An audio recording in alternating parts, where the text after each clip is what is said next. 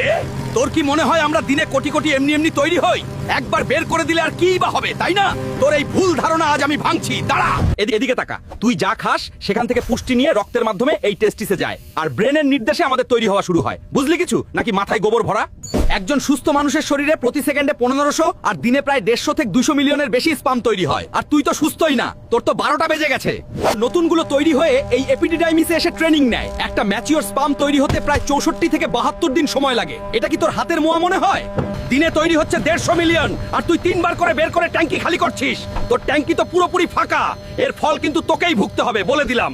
কান খুলে শোন, এই ফালতু কাজ ছাড়তে হলে সবার আগে ওই সব আজে বাজে ভিডিও দেখা বন্ধ কর।